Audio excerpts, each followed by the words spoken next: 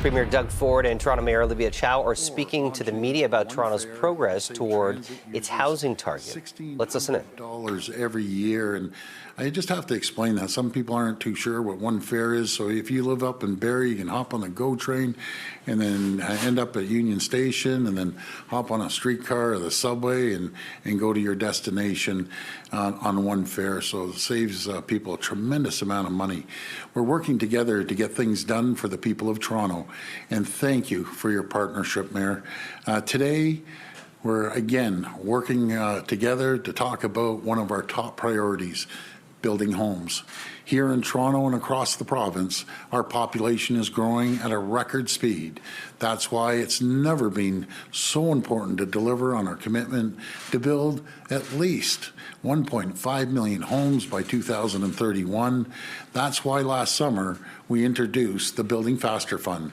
This new fund is a 3-year, $1.2 billion program that will reward municipalities for reaching or exceeding annual housing targets. And today, I'm pleased to announce that Toronto has knocked it out of the park. Matter of fact, Mayor, that ball's still going. And in 2023, the city broke ground on a total, and these are pretty astonishing numbers, 31,656 new homes, including a mix of ownership, rental, nonprofit, and supportive housing. In total, Toronto exceeded its housing targets by 51%. That's incredible. So today, it's my privilege to present the City of Toronto with a Building Faster Fund check for $114 million. This check, these funds, can be used by the city for infrastructure projects that lay the groundwork for more housing and community development. The city's progress in building homes is just incredible. While we're pleased with this progress, and I know the mayor will agree with me, there's always more work to be done, and we're going to continue working together and just making this all municipalities and partners right across the province to build more homes at a time when we're leading the largest transit expansion in North America. With more than $70 billion in new investments, we want to build more homes near transit. And I know a lot of you have heard of transit-oriented communities that are known as TOCs. That's what we're going to focus on with the mayor and other regions right across the province. We're identifying surplus government lands where we can quickly build affordable and attainable homes. And we're going to get shovels in the ground faster, starting with the next edition of our Housing Supply Action Plan next month, because it's never been so important to build to make life more affordable for the people across our province and restore the dream of home ownership in the province. Once again, Mayor, congratulations, and to the City of Toronto for exceeding your targets, and thank you all for joining us, and may God bless the people of Ontario. Now I'd like to hand it over to the Mayor. Thank you, Premier. People in our city are finding it harder than ever to find a home they can afford. The waitlist for affordable housing has ballooned to 85,000 households. Renters and homeowners across the city are a bit anxious. Seniors on fixed incomes, young people looking for the first apartment, families that need enough space for their kids. They are priced out of the housing market. It's so hard to find an affordable place. But Toronto's housing crisis isn't just about numbers. It's about people like Ariana. Ariana and her family escaped the war in Ukraine with just 2 backpacks and 2 suitcases. Now in Toronto, Ariana and her mom take 3 buses to get to the food bank in South Etobicoke. She's one of the 18,000 kids that use Toronto's Daily Bread food bank every month to fill their belly. Ariana isn't a fan of all those buses. They take so long, she said. Ariana and her family use the food bank because, like many kids and their families in Toronto, they need housing that they can afford. And so we're getting to work for Ariana to build more housing faster. Housing gives people hope. When you have an affordable place to live, when you're not paying more than half your income on rent, you can plan for your future. You can put money aside for your family, for your kids' education, for a vacation, for a rainy day. And as mayor, getting housing back on track is my top priority. Last year, I introduced an ambitious housing plan to build 65,000 rental homes. These homes are for people of all different incomes. I've also reduced barriers to get housing built and speeding up approval times. We have removed up to 200 days from the typical process. We removed the need for preliminary reports and set earlier community consultation meetings. Staff providing comments on application files have been reduced to 14 days rather than months or sometimes years. We have specialized teams to approve condo registration, sometimes as quickly as within an hour. Last I heard it was 10 minutes. Toronto has exceeded our provincial housing target by miles. Yes, by 51% of the target. We had 656,000 new housing starts. That's right. New homes are being built for thousands of people right here in Toronto. Today, I am grateful to the Premier for providing $144 million from Building Faster Fund in acknowledging the City of Toronto is exceeding our housing targets. That's on top of what the Premier and the Government of Ontario have done. The New Deal, the one which assisted Toronto tremendously on housing, on shelter, on TTC, on policing, you name it, it was part of the New Deal. Also, on the one fare zone, I'm hearing from TTC riders that it's now so convenient, jumping into GO and into TTC, the subway and the streetcars through GO, only paying one time. Of course, while we celebrate this housing success, we all know we need even more housing, and to make sure a good portion of the housing we build is affordable. The Building Faster Fund will help the city build more housing for more people faster, and more people will find Toronto a welcoming place. Toronto is matching the urgency of the housing crisis with the urgency of our actions. We're getting housing back on track. The budget we passed last week invests heavily in delivering new homes. It also includes a historic investment in multi-unit residential acquisition program, preserving much-needed affordable housing. Getting housing back on track will take all levels of government working together, because we know that together we are stronger. Together, we can deliver more for the people of Toronto.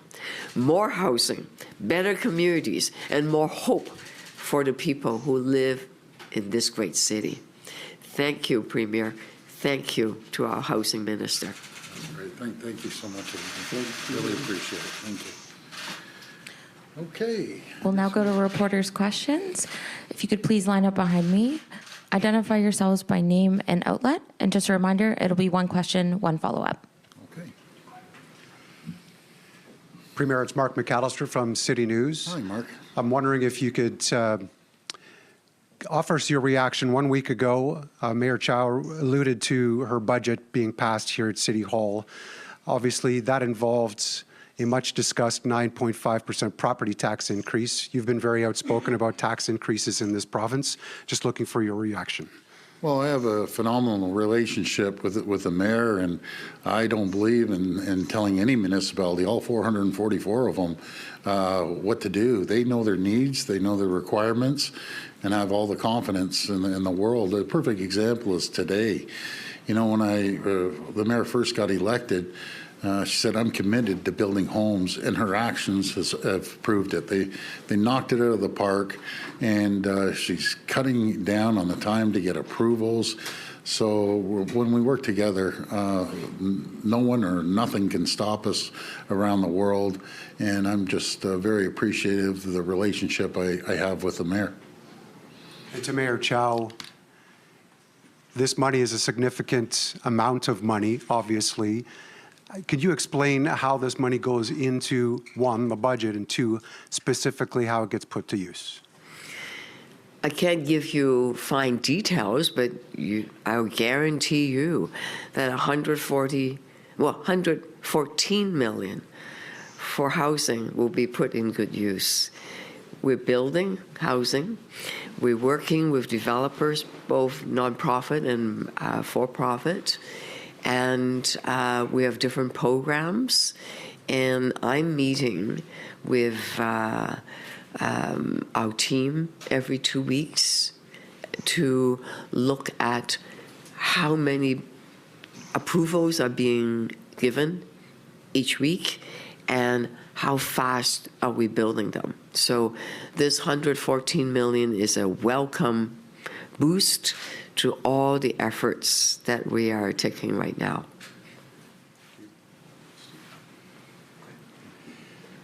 Hi, Premier. Matthew Bingley from Global News. Hi, Question around the TTC. The head of the TTC, Rick Leary, was talking about state of good repair. We've been hearing a lot about it, especially when it comes to the capital backlog.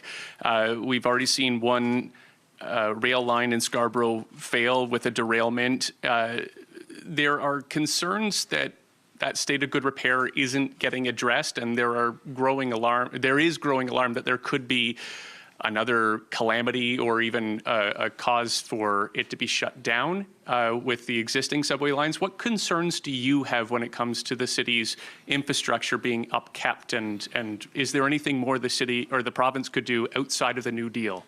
Well, we always believe in working collaboratively with all cities, including Toronto. We have the largest transit project right now in North America. No matter if it's a new Scarborough subway or the Eglinton West line or the Ontario line or the Yonge extension, we're with the cooperation with the City of Toronto. We basically doubled the size of the subway for years. We all grew up with the 2 lines on the subway map. Now there's going to be a lot more stations, and we always want to work hand in hand helping any municipality, including Toronto, with their infrastructure. I just wanted to ask about the Eglinton Crosstown. Phil Verster had promised that he would hold briefings every 2 months.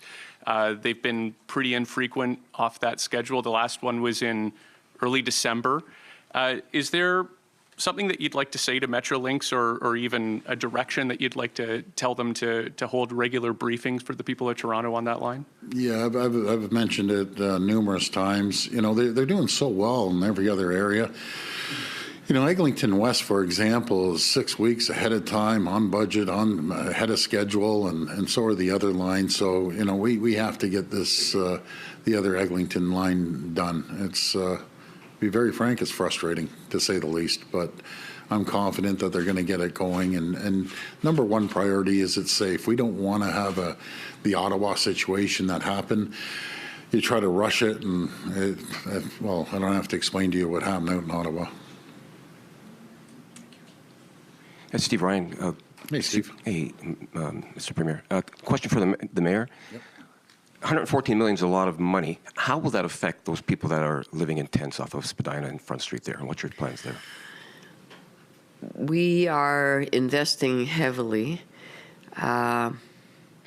in this budget that we just approved. There are funds, more funds for drop-in centers, for warming centers, for respite center that's 24/7. Then many more shelters we have opened up.